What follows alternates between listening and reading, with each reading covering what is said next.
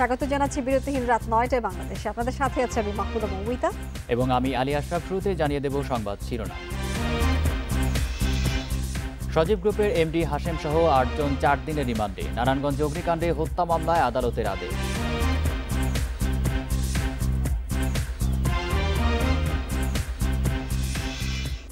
তিতাসের পাইপলাইনে gas leakage থেকেই মগবাজারে তীব্র বিস্ফোরণ, পুলিশের তদন্ত প্রতিবেদন বৃহস্পতিবার।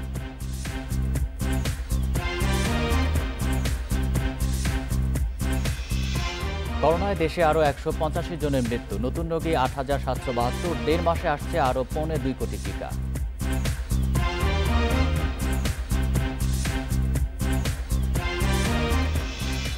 আশ্রয়ন প্রকল্পের ত্রুটি বিচ্যুতির সংস্কারে চলছে সমন্বিত কর্মসূচি, নিবিড় তত্ত্বাবধানে প্রধানমন্ত্রীর কার্যালয়।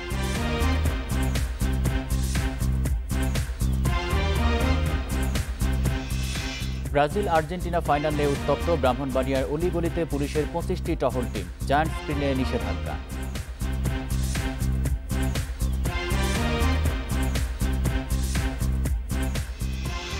শুনছিলেন শিরোনাম, জানাবো বিস্তারিত।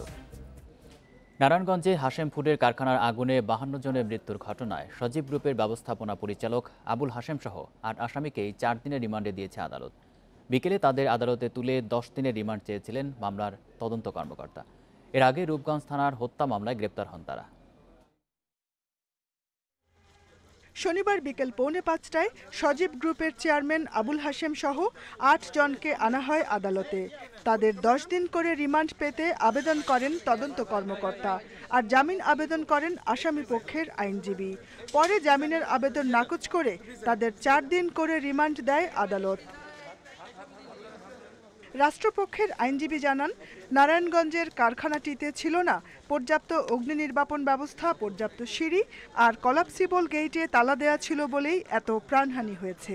আর এসব বিষয়ে জিজ্ঞাসাবাদের জন্য আসামিদের রিমান্ড চাওয়া হয়েছে।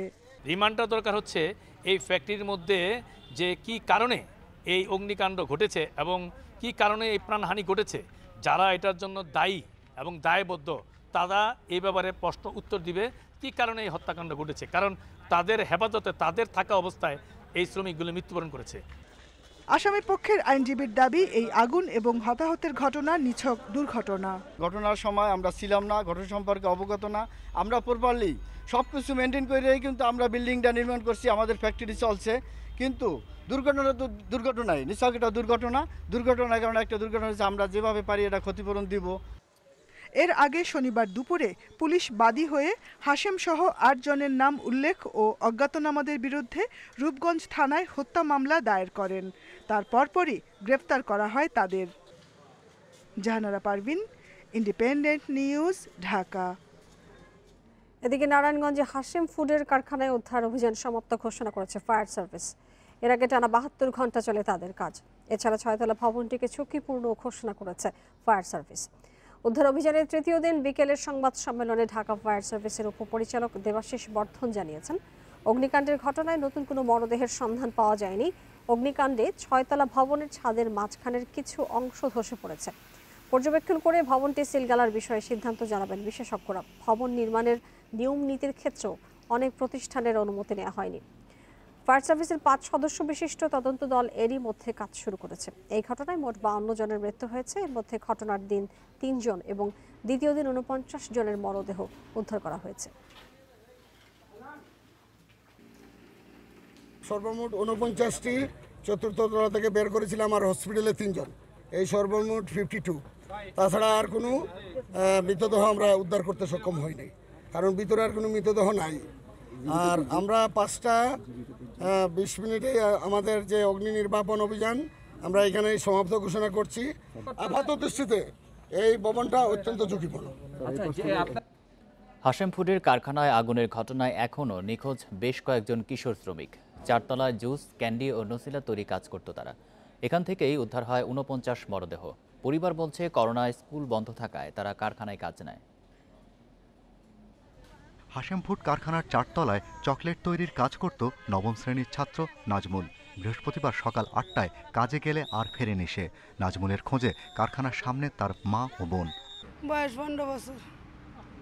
বাবা আমার বুঝতে পরীক্ষা দেয়, বাবা মৌলভীবাজার থেকে এসেছেন কম্পারানি বর্মনের মা বাবা।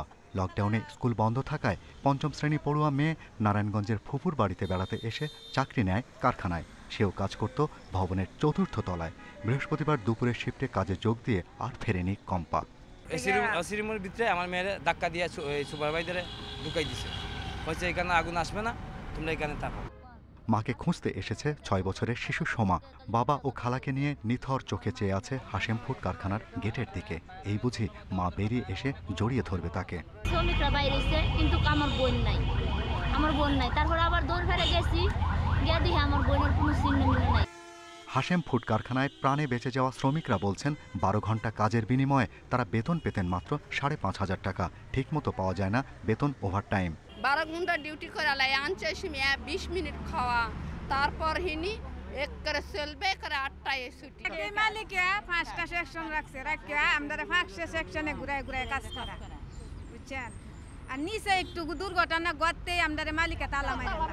20 তারিখে দিতে পারে, 25 তারিখে দিতে পারে, কোনো শিউর নাই। জুন মাসের বেতন কি পাওয়া যাচ্ছে? না, জুন মাসে বেতন পাওয়া যায় না। কারখানায় আগুন লাগার পর 4 তলার সবাইকে একটি বদ্ধ এসি রুমে আটকে রাখা হয়। আর নেট দিয়ে ঘিরে থাকা ফ্লোর ছিল তালাবন্ধ। বড় যন্ত্রাংশ ওঠানামার জন্য কারখানার প্রতিটি তলার দেয়ালে 25 ফুট দৈর্ঘ্যের একটি করে গেট আছে। শ্রমিকরা বলছে কর্তৃপক্ষ চাইলে এই গেট খুলে দিয়ে সবাইকে নামানোর ব্যবস্থা করতে পারত, বেঁচে যেত অর্ধশত প্রাণ। সিঁড়ি থাকার কথা, ওয়াটার রিজার্ভার থাকার কথা, প্রতিটি ফ্লোরে ফ্লোরে হোজ রিল, হোজ পাইপ থাকবে, এগুলো এই ফ্লোরে আমরা দেখতে পাই। নিখোঁজ স্বজনদের অভিযোগ, ঘটনার 3 দিন পরেও হাশেম ফুডস কর্তৃপক্ষের কেউই তাদের সাথে যোগাযোগ করেনি। Shahriar Anirban, independent news, Dhaka. নারায়ণগঞ্জের রূপগঞ্জে হাশেম ফুডসের আগুনে পোড়া 6তলা ভবনটি যেন বন্দিশালা। প্রতিটি তলায় খোপ খোপ করে জিআই নেটের বেড়া দিয়ে ঘেরা ছিল। তালা দিয়ে এসব খোপে কাজ করতেন শ্রমিকরা। অনুসন্ধানে জানা গেছে, আগুন লাগার পর কারখানার ব্যবস্থাপক মাহবুব শ্রমিকদের বের হতে বাধা দিয়েছিলেন। ফায়ার সার্ভিস কর্মকর্তারা জানিয়েছেন, কারখানায় ছিল না পর্যাপ্ত সিঁড়ি এবং আগুন নেভানোর ব্যবস্থা। আগুনে ছেয়ে গেছে ভবনের নিচের তলা, তাই সিঁড়ি দিয়ে নামার উপায় নেই। এমন মুহূর্তে সহকর্মীদের জীবন বাঁচাতে ফর্কলিফট নিয়ে এগিয়ে আসেন চালক। 2 ও 3 তলা থেকে লাফিয়ে আগুন থেকে বাঁচার চেষ্টা শ্রমিকদের। 2 ও 3 তলায় কাজ করা শ্রমিকদের একটি অংশ পাশের ভবনের সংযোগ সিঁড়ি দিয়েও নেমে যান। কিছু শ্রমিক ভবনের পূর্ব দিক দিয়ে লাফিয়ে বাঁচার চেষ্টা করেন, তবে আটকা পড়েন 4 ও 5 তলার শ্রমিক ও কর্মকর্তারা। অনুসন্ধানে জানা গেছে, শ্রমিকরা বের হতে চাইলে বাধা দেন সেকশন ম্যানেজার মাহবুব। আগুন ও ধোঁয়া ছড়িয়ে পড়লে শ্রমিকরা নিচে নামতে পারেননি, উপরেও উঠতে পারেননি, ফলে পুড়ে মরতে হয় অনেককে। আগুনে পুড়ে মারা যান সেকশন ম্যানেজার মাহবুবও। পোড়া ভবন ঘুরে দেখা যায় প্রতিটি তলা নানা ভাগে বিভক্ত এবং আটকানো নেটের বেড়া দিয়ে। রয়েছে তালাও। ফায়ার সার্ভিস কর্মকর্তাদের ধারণা, শ্রমিকদের চলাচল নিয়ন্ত্রণে এমন ব্যবস্থা করা হয়েছে। কম্পার্টমেন্ট ছিল অনেক বেশি, তো যেটা আগুনের কারণে অনেক সময় ওয়াল ভেঙে গেছে, বা যদি কোথাও কাটা ওই যে ওইরকম তারের যদি কিছু জিআই তারের নেট জাতীয় জিনিসও থাকে, এগুলো অনেক ক্ষেত্রে পুড়ে গেছে। তো কোনো কোনো ক্ষেত্রে বোঝা গেছে যে এগুলা যে কম্পার্টমেন্ট টু কম্পার্টমেন্ট একটা ইয়ার মতো ছিল আর কি। বিশাল এই ভবনের প্রতিটি তলা 34,000 স্কোয়ার ফিটের, অথচ চলাচলের জন্য মাত্র 2টি সিঁড়ি। ফ্লোরগুলো ধোঁয়ায় ছেয়ে গেলে শ্রমিকরা সিঁড়ির পথ খুঁজে পাননি। নিচের তলায় আগুন নেভানোর একটা পানির পাইপ দেখা গেলেও পাম্প ছিল কিনা নিশ্চিত নয় ফায়ার সার্ভিস। অকুপেন্সি লোড অনুযায়ী সিঁড়ি অপ্রতুল ছিল বলে মনে হয় আমাদের। আগুন নেভানোর মতো যে আমাদের হুস পাইপ নিচে আমরা দেখেছি 2-1টা, তো এগুলো আসলে কার্যকরী ছিল কিনা যথেষ্ট সন্দেহ আছে। ফায়ার সার্ভিস বলছে, ভবনটি ব্যবহারে কোনো শৃঙ্খলা ছিল না। নিচের ও উপরের তলায় ছিল গুদাম, আর মাঝের তলায় কারখানা। নিচের তলায় গুদামে আগুন লাগায় তা দ্রুত ছড়িয়ে পড়ে এবং শ্রমিকদের বের হওয়ার পথ বন্ধ হয়ে যায়। এই ঘটনায় নিজের দায় অস্বীকার করেছেন কারখানা মালিক আবুল হাশেম। কিন্তু বিশাল এই ভবন তিনি যেভাবে নির্মাণ ও ব্যবহার করছিলেন, তাতে অনেক গুরুত্বপূর্ণ নিয়মকানুনই উপেক্ষিত থেকেছে, যার পরিণতি বহু মানুষ আগুনে পুড়ে ছাই। ফায়ার সার্ভিস কর্মকর্তারা বলছেন, নিয়মকানুন মানলে মৃত্যুর মিছিল এত দীর্ঘ হতো না। Ruhul Amin, independent news, Rupganj, Narayanganj. নারায়ণগঞ্জে হাশেম ফুড কারখানায় আগুনের নিহতদের পরিচয় শনাক্তে ডিএনএ নমুনা সংগ্রহ করছে সিআইডির ফরেনসিক বিভাগ। পাশাপাশি স্বজনদের রক্ত ও সোয়াব সংগ্রহ করা হচ্ছে। এদিকে আহত প্রত্যেককে 50,000 টাকা এবং নিহতদের পরিবারকে 2 লাখ টাকা দেওয়ার ঘোষণা দিয়েছে শ্রম মন্ত্রণালয়।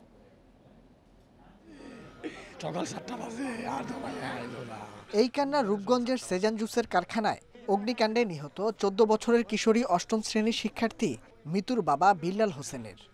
3 মাসে সুদা 2 মাসে টাকা পাইছে, এই মাসে 3 মাস। শনিবার সকাল থেকে অনেকেই আসেন ঢাকা মেডিকেলের মর্গে। সন্তানের খোঁজে স্বজনদের আহাজারিতে ভারী হয়ে ওঠে ঢাকা মেডিকেলের চারপাশ। আমার পুত কত আশাই তো সবাই পাই দেব ওই জিনিস কত লইয়া আমাদের লবণাই আমার কিছু রাখবা। আম্মা আমি তোমার লাগে সুন্দর দেখে খাবার আনবাম। আম্মা তুমি দোয়া করিও, তুমি দোয়া করিও। আমার আল্লাহর মানে আর বিরিয়া জানাই। আমি একটু পরে কথা বলতাছি, এনি মোবাইলের মাঝে দিছে, তো আমিও আর ফোন করলাম না, জিও আর করছে না। পরে উঠু পরে 4টার সময় বলে আগুনই লাগছে। মর্গের ভেতরে নমুনা সংগ্রহের বুথ বসিয়েছে সিআইডি। 49 মরদেহের স্বজনদের রক্ত সংগ্রহ করছেন তারা। ডিএনএ নমুনার পুরো প্রক্রিয়া সম্পন্ন করতে 21 থেকে 30 দিন সময় লাগবে বলে জানিয়েছে সিআইডি। এই বুথটা আমাদের কন্টিনিউ করবে, এটাই আসলে ব্রিফিং। আর আপনারা জানেন যে এটা একটু টাইম কনজিউমিং ব্যাপার, কারণ এখানে যে স্যাম্পল আমরা কালেকশন করতে পারছি ম্যাক্সিমামই হচ্ছে হার্ট। এদিকে দুপুরে অগ্নিকাণ্ডে ক্ষতিগ্রস্তদের ঢাকা মেডিকেলে দেখতে আসেন শ্রম সচিব। ঘটনায় আহত ও নিহতদের পরিবারকে মন্ত্রণালয় থেকে সহায়তার ঘোষণা দেন তিনি। এখানে আহতদের 50,000 টাকা এবং যারা নিহত তাদেরকে 2 লাখ টাকা করে এটা আর্থিক সাহায্য করা হবে আমাদের মন্ত্রণালয়ের পক্ষ থেকে। তো তারই একটি অংশ হিসেবে আমরা এখানে যে আহতগুলো আছে তাদেরকে দিয়ে গেলাম। অগ্নিকাণ্ডে নিহতদের মধ্যে 15 জনের মরদেহ রাখা হয়েছে সোহরাওয়ার্দী হাসপাতালে। বাকি 33টি মরদেহ আছে ঢাকা মেডিকেলের মর্গে। Nahid Kamal, Independent news, Dhaka. মগবাজারে বিস্ফোরণে পুলিশের তদন্ত প্রতিবেদন আসছে বৃহস্পতিবার। এতে বলা হয়েছে তিতাসের পাইপলাইন থেকে গ্যাস বেরিয়ে জমেছিল একটি ঘরে, সেখান থেকেই হয়েছে তীব্র বিস্ফোরণ। তবে ভবন মালিকের দাবি 2014 সালে এই গ্যাস সংযোগ বিচ্ছিন্ন করে কর্তৃপক্ষ, তাই লিকেজের দায় তার নয়। 27 জুন সন্ধ্যা 7:30 হঠাৎ ভয়াবহ বিস্ফোরণ মগবাজারের 79 আউটার সার্কুলার রোডের রাখিনীরে। এতে আহত হয় 200-র বেশি মানুষ, আর এ পর্যন্ত মৃত্যু হয়েছে 12 জনের। ঘটনার পর দিনই তদন্তে কমিটি গঠন করে পুলিশ সদর দপ্তর। প্রথমে 7 দিন, এরপর আরও 7 দিন সময় বাড়ানো হয় প্রতিবেদন দিতে। ঘটনাস্থল পরিদর্শনে গিয়ে সেখানে গ্যাস সংযোগ পেয়েছে তদন্ত কমিটি। 1972 সালে এই গ্যাস সংযোগটি স্থাপন করা হয়। সর্বশেষ এটি বিচ্ছিন্ন করা হয় 2014 সালে। এরপর থেকে অব্যবহৃতই ছিল এটি। তদন্ত কমিটি বলছে এই গ্যাসের লাইন থেকেই গ্যাস নির্গত হয়ে ঘটিয়েছে এরকম বিস্ফোরণ। ভবন মালিকের দাবি এই গ্যাস সংযোগ কিছু না জানিয়েই কেটে দেয় তিতাস কর্তৃপক্ষ। এরপর নতুন করে তারা আর সংযোগ নেননি। এটা অবৈধ গ্যাস লাইন না, এটা আমাদের বাড়িতে তো আগে গ্যাস লাইন ছিলই, সেটা তিতাস কেটে দিয়ে গেছে, সেটা তো কানেকশনটা তো রয়ে গেছে। তবে তদন্ত কমিটির প্রধান জানাচ্ছেন সেই লাইন থেকেই গ্যাস বেরিয়ে জমেছিল একটি ঘরে, বিস্ফোরণ হয়েছে সেখানেই। বৃহস্পতিবার তদন্ত প্রতিবেদনে তুলে ধরা হবে বিস্তারিত। গ্যাস লাইন ছিল, সেই গ্যাস লাইন থেকে গ্যাস লিক হয়ে একটি গ্যাস চেম্বারের সৃষ্টি হয়েছিল, যেটা যদি বাতাসের সংস্পর্শে আসে তাহলে একটা গ্যাস বিস্ফোরণের সৃষ্টি হয়েছে। এ ঘটনায় অবহেলাজনিত মৃত্যুর মামলা করেছে পুলিশ। সেই মামলা তদন্ত করছে সিটিটিসি। সংস্থাটির প্রধান জানালেন, তদন্ত প্রতিবেদনের ওপর ভিত্তি করেই দায়ীদের আইনের আওতায় আনা হবে। তদন্তকারী কর্মকর্তা কাজ করছে এবং এটা সুনির্দিষ্টভাবে আইডেন্টিফাই করে আমরা পরবর্তী অ্যাকশনে যাব। এদিকে এ ঘটনায় ফায়ার সার্ভিসের তদন্ত প্রতিবেদন এখনো জমা পড়েনি। Masudur Rahman, Independent news, Dhaka. করোনায় রেকর্ড মৃত্যুর পরদিন এলো আরও 185 জনের প্রাণহানির খবর, আর নতুন করে আক্রান্ত হয়েছেন 8,772 জন। একদিনে মৃত্যু শনাক্তের এই সংখ্যা আগের দিনের চেয়ে কম, আর পরীক্ষা বিবেচনায় শনাক্তের হার 31.46। করোনায় একদিনে মৃত্যু শনাক্ত আগের দিনের তুলনায় কমেছে। শুক্রবার আসে 212 জনের মৃত্যু ও 11,324 জনের করোনা শনাক্তের খবর। সে সংখ্যা গত 24 ঘন্টায় কমে দাঁড়িয়েছে 185 ও 8,772 জনে। গত ২৪ ঘন্টায় মৃত ১৮৫ জনের মধ্যে ১২১ জন পুরুষ ও নারী ৬৪ জন। এর মধ্যে ৯২ জনের বয়সী ৬০-এর বেশি, ৫১ থেকে ৬০ বছরের মধ্যে ৫১ জন, ৪১ থেকে ৫০ বছরের মধ্যে ২২ জন আর ২০ জনের বয়স ৪০-এর কম। ২৭,৮৮৪ নমুনা পরীক্ষায় নতুন করে করোনা শনাক্ত ৮,৭৭২ জনের, শনাক্তের হার ৩১.৪৬। এ নিয়ে মোট আক্রান্ত ১০,০৯,৩১৫ জন আর মোট প্রাণহানি ১৬,১৮৯ জন। আক্রান্ত মৃত্যু বিবেচনায় দেশ এখন ঝুঁকিপূর্ণ সময় পার করছে বলে সতর্ক করছেন জনস্বাস্থ্য বিশেষজ্ঞরা। লকডাউনটা আমরা বলছি, এটা সরকার যদিও ঘোষণা করেছে এবং তার মানে সদিচ্ছার কোনো অভাব নেই বোঝা যায়, আর্মিকে পর্যন্ত নামানোতে, কিন্তু বাস্তবে আপনি দেখেন ৫০-৬০ লক্ষ লোক হলো কারখানার এই গার্মেন্টস, যেহেতু ডেল্টা ভেরিয়েন্টটা অত্যন্ত সংক্রামক, একজনের থাকলে এবং এরা উপসর্গহীনও থাকতে পারে অথবা মৃদু উপসর্গ, অন্যদেরকে কিন্তু ছড়ানো বাদ যাবে না। ২৭ জুন থেকে দেশে মৃত্যু ১০০-র ওপরে। এর মধ্যে গত ৭ জুলাই বুধবার দৈনিক মৃত্যুর সংখ্যা ২০০ ছাড়িয়ে যায়। মাহমুদুন নবী, ইন্ডিপেন্ডেন্ট নিউজ। আগস্টের মধ্যেই দেশে আসছে করোনার আরও ২.২ কোটি ডোজ টিকা। নতুন রোগের চাপ সামলাতে রাজধানীতে ৫টি ফিল্ড হাসপাতাল তৈরির কাজ শুরু হয়েছে। এছাড়াও জেলা হাসপাতালে করোনা ওয়ার্ডে বাড়ানো হচ্ছে বেড। শনিবার বঙ্গবন্ধু শেখ মুজিব মেডিকেল বিশ্ববিদ্যালয়ে টিকা কর্মসূচি পরিদর্শন শেষে এসব তথ্য জানিয়েছেন স্বাস্থ্যমন্ত্রী জাহিদ মালিক। দেশের ৮০% মানুষকে করোনা টিকার আওতায় আনতে আগস্ট মাসে দেশে আরও টিকা আসছে। কোভ্যাক্সের আওতায় আসবে ফাইজারের ৬০ ও অক্সফোর্ড অ্যাস্ট্রাজেনেকার ৬৫ লাখ টিকা। চীন থেকে আসবে সিনোফার্মের কেনা ৫০ লাখ। আরও ৬০ লক্ষ ফাইজারের টিকা আমাদেরকে আগস্টের প্রথম সপ্তাহে আমাদেরকে দিবে। এ মাসের শেষে বা আগামী মাসের প্রথম দিকে চীন থেকে আরও ৫০ লক্ষ টিকা আমরা ইনশাল্লাহ পাব এবং আগস্টের মধ্যেই অ্যাস্ট্রাজেনেকার টিকাও ১০ লক্ষ এবং তার অধিক আমরা আশা করছি যে আমরা পেয়ে যাব। মানুষ সচেতন না হলে এই সংক্রমণ কোনোভাবেই কমানো সম্ভব না জানিয়ে স্বাস্থ্যমন্ত্রী বলেন, রোগী দ্রুত বাড়ছে, হাসপাতালের ৮০% শয্যা পরিপূর্ণ। পরিস্থিতি সামলাতে চিকিৎসা সুবিধা বাড়ানোর পরিকল্পনা নিয়েছে সরকার। আমরা ঢাকা শহরে আমরা বিভিন্ন বিল্ডিং দেখেছি, যে বিল্ডিংয়ে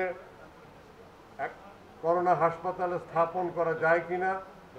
এই কনভেনশন হল যেটা ৫ তলা, এখানে আমরা মনে করি যে প্রায় ১,১২০০ বেডের একটি করোনা ডেডিকেটেড হাসপাতাল খুব দ্রুত সময় আমরা ব্যবস্থা করতে পারবো। একটা চিকিৎসার ব্যবস্থা আমরা করতে চাই, তারই প্রথম পদক্ষেপ হিসাবে বঙ্গবন্ধু শেখ মুজিব মেডিকেল বিশ্ববিদ্যালয়কে সরকারের পক্ষ থেকে মাননীয় প্রধানমন্ত্রীর নির্দেশে যে আমাদেরকে এটাকে চয়েস করেছে, তার জন্য আমরা কৃতজ্ঞতা জানাই। ৫টি ফিল্ড হাসপাতালের প্রথমটি হবে বঙ্গবন্ধু শেখ মুজিব মেডিকেল বিশ্ববিদ্যালয় কনভেনশন সেন্টারে। ১,২০০ শয্যার এই হাসপাতালে ৪০০ আইসিইউ সহ অত্যাধুনিক সুবিধা থাকছে। Buddhadeb Kundu, independent news, Dhaka. Corona সংক্রমণের দ্বিতীয় ঢেউয়ের চূড়ান্ত সময় পার করছে দেশ।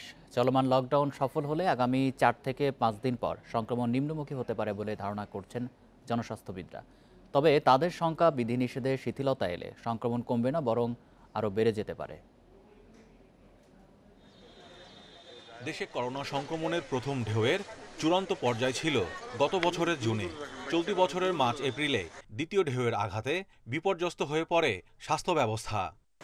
তবে মে মাস থেকে আবার সংক্রমণ কমতে থাকলেও সংক্রমণের হার ৫-এর নিচে আসেনি। জুন মাস থেকে আবার বাড়তে থাকে শনাক্তের সংখ্যা। চলতি মাসে দৈনিক শনাক্তের সংখ্যা, হার ও মৃত্যু আগের সব রেকর্ড ছাড়িয়েছে।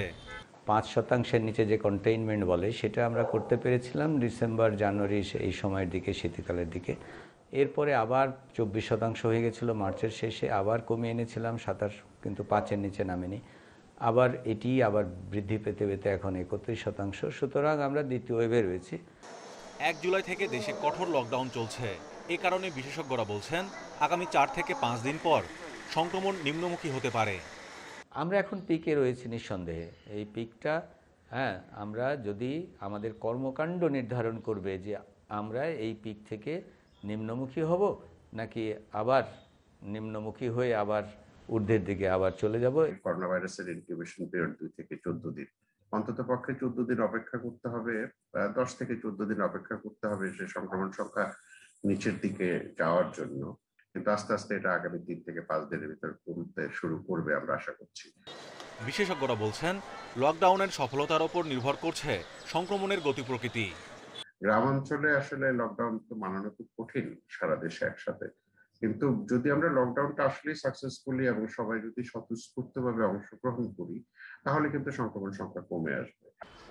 আসছে ঈদে মানুষ স্বাস্থ্যবিধি না মানলে সংক্রমণের তীব্রতা বাড়বে বলে মনে করছেন বিশেষজ্ঞরা। Mahmudul Hasan, independent news, Dhaka. রাজধানীতে আইনশৃঙ্খলা বাহিনীর কঠোর অবস্থানের পরও বাইরে বের হচ্ছে লোকজন। চিকিৎসক, জরুরি বিদ্যুৎ সহ বিভিন্ন জরুরি পরিষেবার ভুয়া স্টিকার লাগিয়ে বের হচ্ছে অনেকেই। কঠোর বিধিনিষেধে লোকজনকে ঘরে রাখা না গেলে কারফিউ দেওয়ার পরামর্শ জনস্বাস্থ্য বিশেষজ্ঞদের। জরুরি সেবার ভুয়া স্টিকার লাগিয়ে এসব গাড়ি রাস্তায় বের হয়। পুলিশের জিজ্ঞাসাবাদের পর জরিমানা করা হয় গাড়ির মালিকদের। এই স্টিকারগুলো কেন তারা লাগিয়েছে আমরা যাচাই বাছাই করছি, এবং তাদের কাছে যদি তারা কোনো কাজে বের হন সেই কাজের ওয়ার্ক অর্ডার আছে কিনা আমরা সেগুলো পরীক্ষা করছি, এবং পরীক্ষার মাধ্যমে যাদেরকে আমরা দেখছি যে তাদেরটা সঠিক তাদেরকে আমরা ছেড়ে দিচ্ছি। প্রতিদিনই এমন শত শত গাড়িকে কয়েক লাখ টাকা জরিমানা করা হচ্ছে পুলিশের পক্ষ থেকে। তবুও নানা অজুহাতে বাইরে বের হচ্ছেন লোকজন। না বিএড স্যার বলেন, আমি কি স্যার না বিএডের গাড়ি না, আমরা বিএডের কাজ করি স্যার। স্যার তাহলে ভুল হয়েছে, তো আমি ভুল বলছি। কুরিয়ার সার্ভিসের ভাইস চেয়ারম্যান আর ওনার সাথে ওই যে সংবাদপত্রের একটাই আছে। আমরা আইডি কার্ড করে নিয়ে আমরা এখানে এই কোম্পানিতে জব করতেছি আজ 3 মাস ধরে, আইডি কার্ড এখনো হয় নাই। পাড়া মহল্লায় জটলা বেশি বলে জানিয়েছে পুলিশ। পরিস্থিতি নিয়ন্ত্রণে অলিগলিতে টহল বৃদ্ধির পাশাপাশি স্থানীয় জনপ্রতিনিধিদের নিয়ে কাজ করার কথা জানান তারা। আমরা প্রতিদিন বিকাল 4টায় আমাদের মোবাইল গাড়ি দিয়ে আমরা পেট্রোলিং করি, এবং রাত 8টার সময় আমাদের সিনিয়র অফিসারদের নেতৃত্বে আমরা আবার কনভে পেট্রোলিং করি। তো আমরা একটা নতুন উদ্যোগ গ্রহণ করেছি আমাদের ডিসি স্যারের নির্দেশনায়, যে কাউন্সিলররা রয়েছে তাদের আমরা এঙ্গেজ করতেছি। জনস্বাস্থ্য বিশেষজ্ঞরা বলছেন, কঠোর বিধিনিষেধে জনগণকে আটকানো না গেলে প্রয়োজনে কারফিউ দিতে হবে। মানুষ যেহেতু সচেতন হচ্ছে না, তাই কমপক্ষে 2 সপ্তাহের জন্য কারফিউ জারি করে মানুষকে ঘরে রাখার ব্যবস্থা নিশ্চিত করতে হবে। তবে এটা অবশ্যই পরিকল্পনা অনুযায়ী করতে হবে, যাতে মানুষের কোনো অসুবিধা না হয়। করোনার ভয়াবহতা রোধে 1 জুলাই থেকে চলছে কঠোর বিধিনিষেধ। প্রথম কয়েকদিনে কম বের হলেও ক্রমে লোকজনের চাপ বেড়েছে রাস্তায়। Khaled Raihan, Independent news, Dhaka. আশ্রয়ন 2-এর যে কোনো প্রকল্পে ত্রুটি বিচ্যুতি সংস্কারের সমন্বিত কাজ চলছে দ্রুত গতিতে। কোনো প্রকল্পকেই ত্রুটিযুক্ত না রাখার লক্ষ্যেই প্রধানমন্ত্রী কার্যালয়ের নিবিড় তত্ত্বাবধানে এই কাজ চলছে। অল্প সময়ের মধ্যে ত্রুটিযুক্ত সব প্রকল্পকেই ত্রুটিমুক্ত করা হবে জানাচ্ছেন প্রকল্প সংশ্লিষ্ট কর্মকর্তারা। সিলেটের বিশ্বনাথ উপজেলার দণ্ডপানিপুরের এই আশ্রয়ন প্রকল্পে 16টি ঘর জানুয়ারিতে হস্তান্তর করা হয় গৃহহীন ও ভূমিহীনদের জন্য। হস্তান্তরের মাস 2 পরই অন্তত 8টি ঘরের দেয়াল ও মেঝেতে দেখা দেয় ফাটল। কয়েকদিন ধরে চলছে সংস্কারের কাজ। মৌলভীবাজার সদর উপজেলার চাঁদনীঘাট ইউনিয়নের মাঝপাড়ার প্রকল্পটি মনু নদীর তীরে। ঘর আছে 40টি, কিন্তু যাতায়াতের জন্য ছিল না কোনো রাস্তা। ফলে উপকারভোগী পরিবারগুলোকে হাঁটু পানি পার হয়েই যেতে হতো। এছাড়াও উঠানে জমে থাকতো পানি। অসহনীয় দুর্ভোগে ছিলেন প্রকল্পটির অধিবাসীরা। আর আল্লাহ জানবে রাহে বাবা, 10 গতি আমার তো সেই গতি হই খাদাও আছি, খাদা নিয়া চলাফেরা করতে ফাউ গা হয়ে গেছে কি কি করবো, আমরা তো গরিব মানুষ, থাকতেই হইব আমরা। ত্রুটি সংস্কারের কাজ পরিদর্শনে এসে এ কর্মযজ্ঞ নিয়ে প্রত্যয় জানিয়েছেন আশ্রয়ন প্রকল্পের উপপরিচালক। যেখানে শৈথিল্যতা পাই এবং কোথাও কোনো টেকনিক্যাল ত্রুটি থাকতে পারে, এটা সারা বাংলাদেশের যেখানেই হোক সেখানে আমরা যাব এবং এটার গ্রিভেন্স দেখে আমরা যথাযথভাবে ব্যবস্থা নেব। প্রকল্পের উপকারভোগীদের সমস্যা সমাধানে সব চেষ্টা চলবে বলে জানিয়েছে মাঠ প্রশাসন। আস্তে আস্তে ডেভেলপ করতে, আমি চাইলেই এখানে একসঙ্গে অনেক মাটি ভরে একটা উঁচু রাস্তা করে দিতে পারবো না, চাইলেই পারবো না, কারণ রাস্তার স্ট্যাবিলিটিরও একটা বিষয় আছে। এই যে আমরা এখন যে রাস্তাটা বানিয়েছে, কিছুদিন পর হয়তো কিছুটা ওয়াশ আউট হয়ে যাবে, আমরা আবার সেটাকে স্ট্যাবল করব। আশ্রয়ন 2-এর বিভিন্ন প্রকল্পের কাজের মান নিয়ে প্রশ্ন ওঠার পর সমস্যা চিহ্নিত করে জোরে সোরে শুরু হয়েছে সংস্কারের কাজ। মৌলভীবাজার সদর উপজেলার চাঁদনীঘাটের এই প্রকল্পটিতেও চলছে সংস্কারের কাজ। প্রকল্প সংশ্লিষ্টরা বলছেন, যে সংস্কার করা হচ্ছে তা প্রকল্পগুলির সমস্যার চিরস্থায়ী সমাধান নিশ্চিত করবে। Shahadat Swapan, Independent News, Chandnighat, Moulvibazar. Brazil Argentina final নিয়ে উত্তপ্ত ব্রাহ্মণবাড়িয়া। সংঘর্ষের শঙ্কায় নিরাপত্তা জোরদারে মাঠে নেমেছে পুলিশের 25টি টিম। গলিতে গলিতে চলছে টহল। নিষিদ্ধ করা হয়েছে জায়ান্ট স্ক্রিনে খেলা দেখা। খেলা শুরু হলে ভোর থেকে বিট পুলিশের 116টি টিম টহল শুরু করবে। খেলা হবে ব্রাজিল আর্জেন্টিনার, ভেন্যু রিও ডি জেনেইরো। তবে সেই খেলা নিয়ে নিরাপত্তা জোরদার করা হয়েছে ব্রাহ্মণবাড়িয়ায়। দেশের ফুটবল নিয়ে তেমন কোনো আগ্রহ না থাকলেও ব্রাজিল আর্জেন্টিনার কোপা আমেরিকার ফাইনাল মাঠে গড়ানোর আগেই বাড়ির ছাদে উঠছে দুই প্রতিদ্বন্দ্বী দেশের পতাকা। জার্সি গায়ে ঘুরছেন সমর্থকরা। বহুদিনের আশা, অনেকদিন যাতে আমাদের বড় কোনো ট্রফি আসে না, ইনশাল্লাহ আগামীকাল আমরা ইনশাল্লাহ জয়ী হব। আর্জেন্টিনার ব্রাজিলের দল হইতেই পারে, এটা নিয়ে তো কোনো ঝামেলা করার কোনো প্রশ্নই আসে না। তো এটাও একটা দলের জন্য একটা আবেগ, দলের জন্য একটা ভালোবাসা। আমি হই, আমার ভাই হই, দুইজন হইতে পারে। এই জন্য কারোর সাথে ঝগড়া বিভাগ বা এই ধরনের সম্ভাবনা না হয়। সবার কাছে আমি অনুরোধ করব যে খেলা দেখেন, খেলা হয়েছে একটা আট মনের খোরাক। আগামী 11 জুলাই আর্জেন্টিনা ও ব্রাজিল, এই দুই চির প্রতিদ্বন্দ্বী দলের মধ্যকার। এদিকে খেলার দিন সংঘাত এড়াতে ব্রাহ্মণবাড়িয়া জুড়েই মাইকিং করছে আইন শৃঙ্খলা বাহিনী। অপ্রীতিকর কোনো ঘটনা যেন না ঘটে তা নিয়ে করা হচ্ছে সতর্ক। আনন্দ মিছিল, বিজয় মিছিল, কোথায় কোনো সভা সমাবেশ না করতে পারে এই বিষয়ে আমরা কঠোর পদক্ষেপ নিয়েছি। এর জন্য পুলিশের পক্ষ থেকে প্রচারণা সহ আইন শৃঙ্খলা রক্ষাতে ব্যাপকভাবে পুলিশ মোতায়েন করা হয়েছে। ম্যাচ শুরুর আগেই পাড়া মহল্লার অলিতে গলিতে টহল শুরু করেছে পুলিশ। বিশৃঙ্খলা এড়াতে থাকবে বিশেষ নজরদারিও। এছাড়া সুযোগ থাকছে না বড় পর্দায় খেলা দেখার। সংঘাত এড়াতে তদারকিতে থাকবেন স্থানীয় জনপ্রতিনিধিরা। সারা জেলায় প্রত্যেকটা বিট অফিসাররা তৎপর রয়েছে এবং বিট এলাকায় মেম্বার, চেয়ারম্যান, চৌকিদারদের সাথে যোগাযোগ রেখে বিশেষ টহলের মাধ্যমে পরিস্থিতি স্বাভাবিক রাখার জন্য কাজ করে যাচ্ছে। এদিকে ব্রাজিল আর্জেন্টিনার খেলার সৌন্দর্য নয়, তীব্র রেষারেষি নিয়ে লাগছে সংঘর্ষ। আর এমন খবর জায়গা করে নিয়েছে আর্জেন্টিনার পত্রপত্রিকায়। Independent News desk. কোপা আমেরিকার ফাইনালে কাল ভোর 6টায় ব্রাজিল আর্জেন্টিনা মহারণ। প্রতিপক্ষকে আটকাতে কৌশলীয় লড়াইয়ে ব্যস্ত দু দলের কোচ। 28 বছরের শিরোপার খরা ঘোচাতে আলবিসেলেস্তের স্বপ্নের সারথি মেসি। বিপরীতে নেইমারদের লক্ষ্য শিরোপা ধরে রাখা।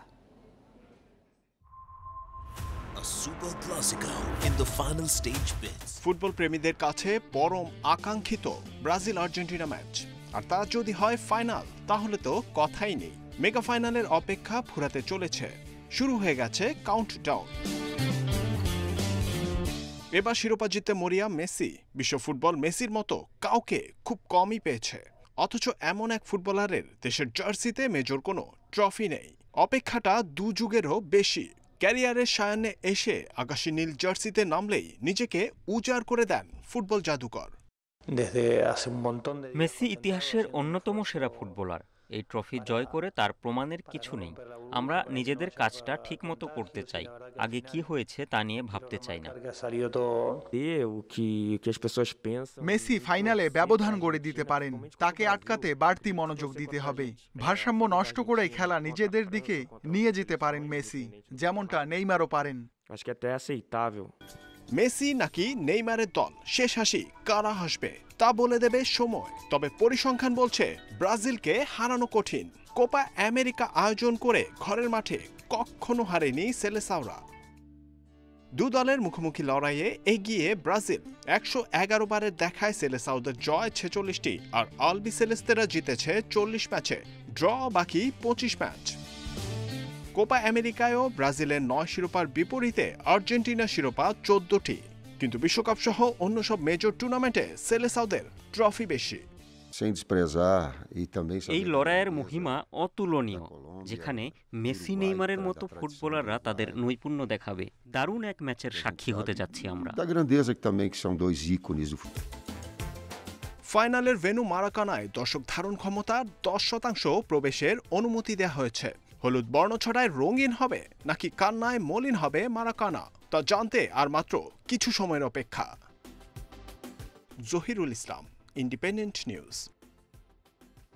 সুপার ক্লাসিকের স্পটলাইটে মেসি নেইমার দুই বন্ধুকে শত্রু বানিয়েছে কোপা আমেরিকার শিরোপা লড়াই। মেগা ফাইনালে মেসি নেইমারের বন্ধুত্ব ছাপিয়ে আলোচনায় তীব্র প্রতিদ্বন্দ্বিতা। ম্যাচের গতিপথ নির্ভর করবে দু দলের প্রাণ ভোমরার উপর।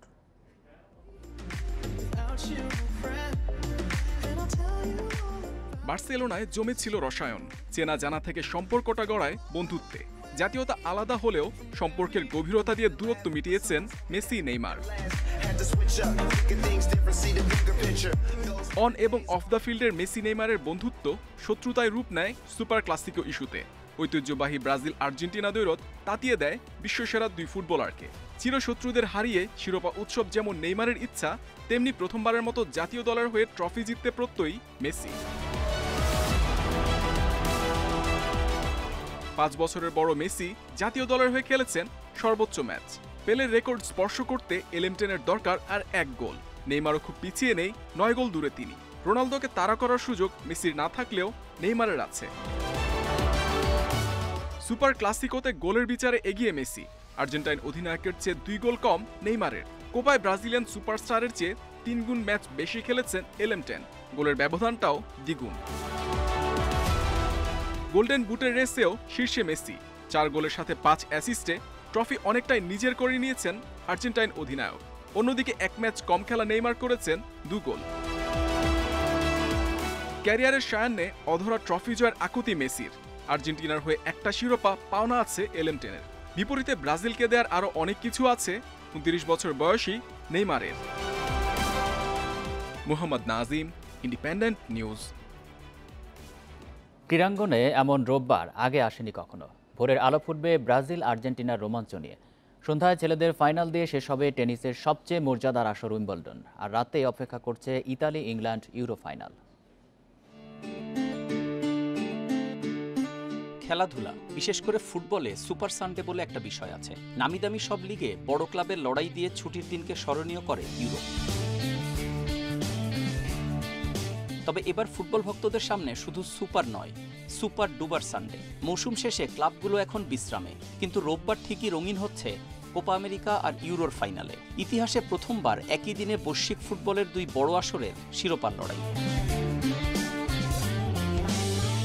শনিবার রাত পোহাতেই ব্রাজিল আর্জেন্টিনা ধ্রুপদী লড়াই। এই লড়াইয়ের উত্তাপ এদেশে বরাবরই মাত্রা ছাড়ায়। নইলে এই করোনাকালেও কেন ব্রাহ্মণবাড়িয়া উত্তপ্ত হবে হলুদ আকাশী নীলের লড়াইয়ে।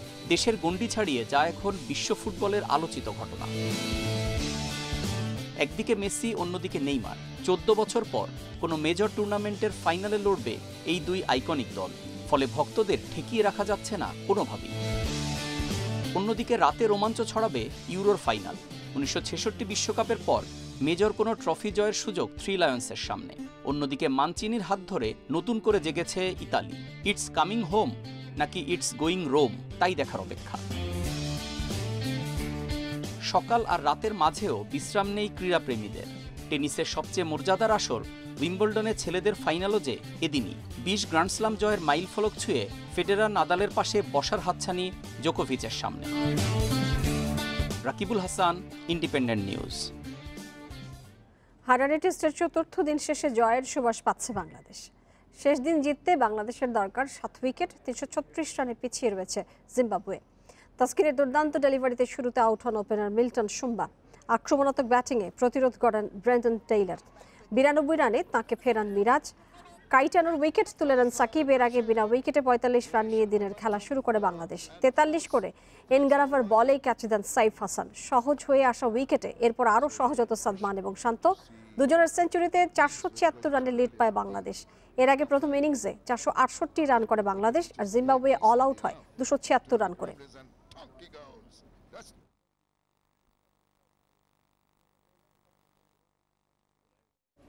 আর এই ছিল রাত 9টার বাংলাদেশের খেলার খবরের অংশে। এবার অন্যান্য প্রসঙ্গ।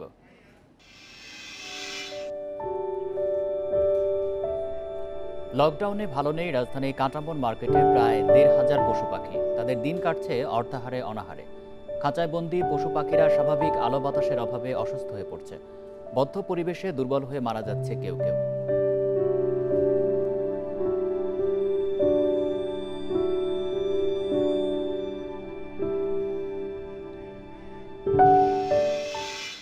এ নিয়ে প্রতিবেদন থাকছে সংবাদের শেষ অংশে।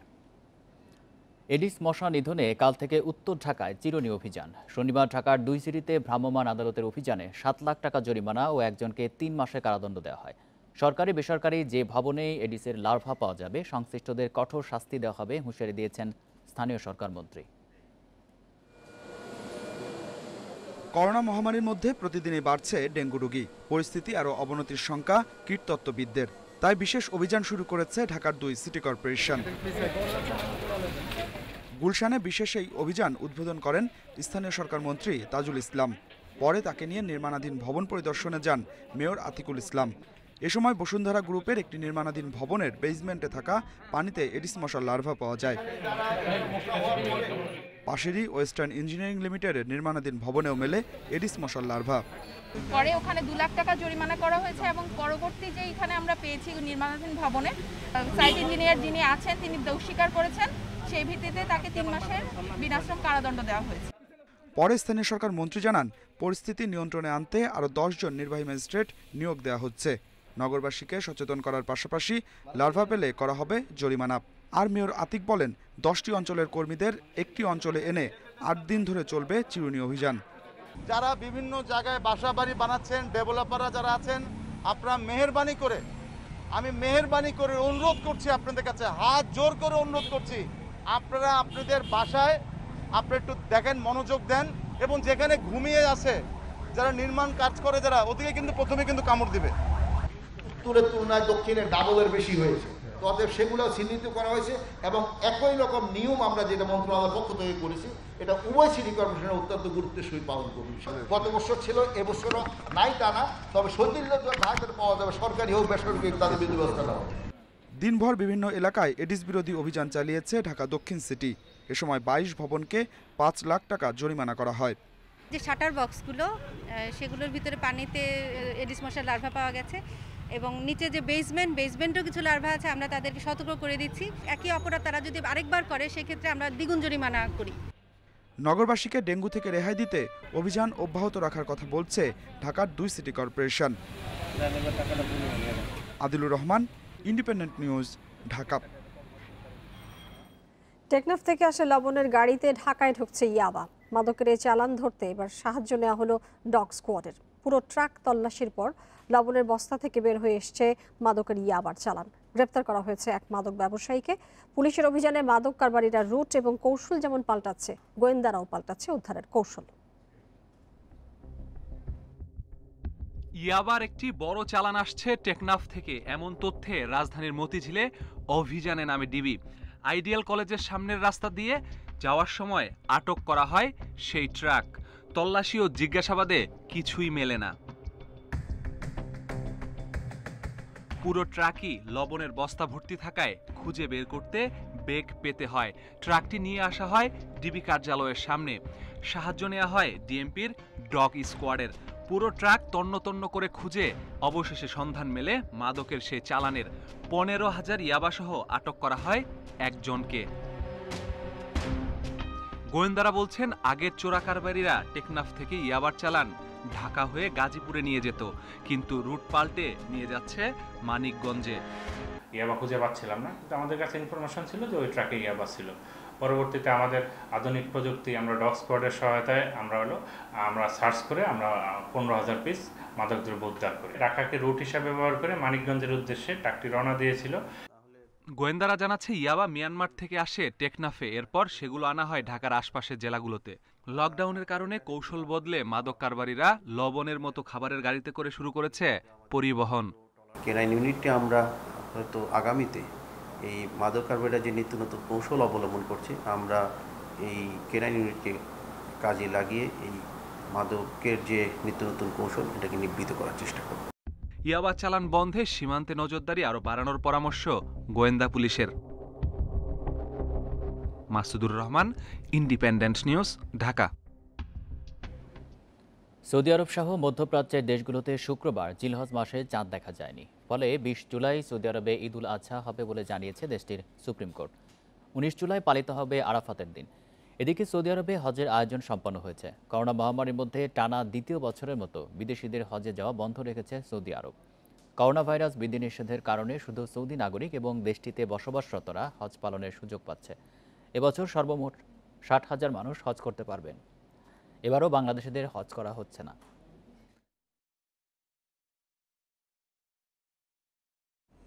চুয়াডাঙ্গা এবং খাগড়াছড়ি জেলায় অন্তত 1,34,000 গরু ছাগল কোরবানির হাটের জন্য প্রস্তুত করা হয়েছে।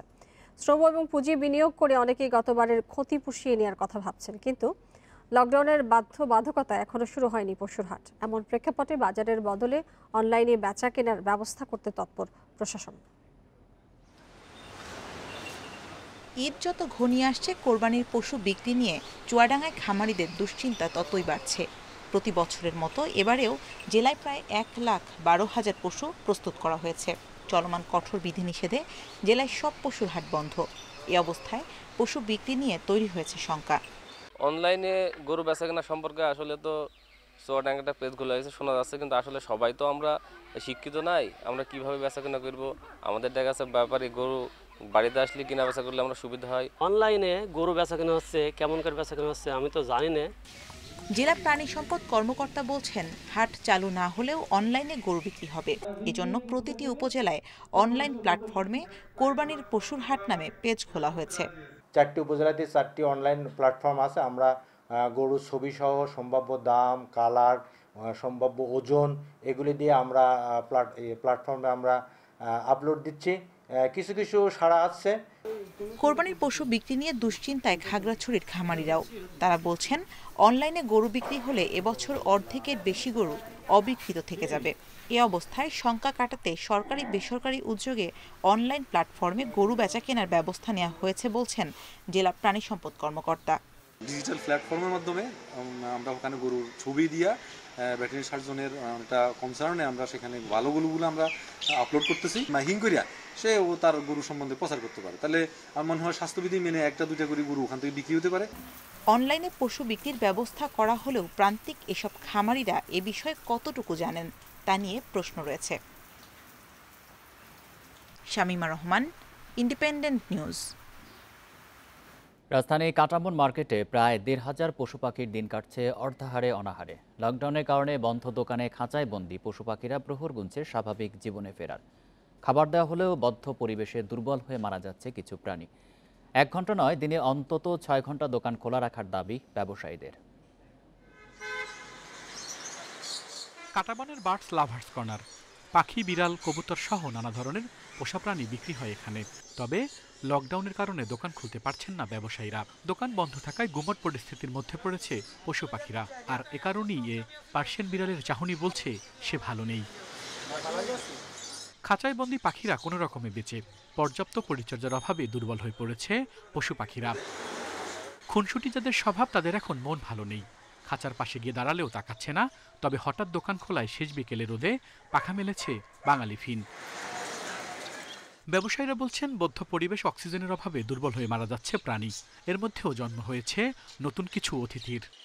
এইমাত্র একটা বাচ্চা হইছে, এই দোকান বন্ধর কারণে এই বাচ্চাটাকে আমরা বাঁচাতে পারবো না। প্রতিদিন পানি চেঞ্জ না করলে আমাদের মাছগুলো মারা যায় এবং এদেরকে প্রতিদিন খাওয়া দিতে হয়। দিনে অন্তত 3 বার খাওয়া দিতে হয়। আমরা আধা ঘন্টা 1 ঘন্টার জন্য আসতেছি, খাবার দিলে পরিচর্যা করা যাচ্ছে না, পরিচর্যা করলে খাবার দিতে দেওয়া যাচ্ছে না। দিনে অন্তত 6 ঘন্টা দোকান খুলতে চান ব্যবসায়ীরা। এছাড়াও শৌখিন পশু পাখি প্রেমীরা যেন খাবার কিনতে পারেন, সে সুযোগ দেওয়ারও দাবি তাদের। 10টার থেকে যেন 8টা পর্যন্ত আমাদের দোকানগুলো খোলা রাইগা অক্সিজেন পাওয়াইয়া আমাদের প্রাণীগুলো ভালো রাখতে পারি। পুলিশ বলছে, পশু পাখিদের পরিচর্যায় দিনে 1 ঘন্টা দোকান খুলতে পারবেন ব্যবসায়ীরা। তবে বন্ধ থাকবে বেচাকেনা। সবাইকে আমরা বলেছি যে যখন খোলা হবে একই সময়, তোমরা যদি খুললো তাহলে 5টায়, তাহলে সবাই 5টায় খুলবে। 5টা থেকে 6টা পর্যন্ত 1 ঘন্টা। 3টায় খুললে সবাই 3টায় খুলবে। 3টা থেকে 4টা 1 ঘন্টা। কাঁটাবনে পশু পাখি ও মাছ বিক্রির দোকান আছে অন্তত 100টি। আল আমিন হোসেন, ইন্ডিপেন্ডেন্ট নিউজ, ঢাকা। এই ছিল রাত 9টায় বাংলাদেশে। আরো বিস্তারিত জানতে চোখ রাখুন ফেসবুক, ইউটিউব এবং টুইটারে। সাথে থাকার জন্য আপনাদের সবাইকে ধন্যবাদ জানাচ্ছি।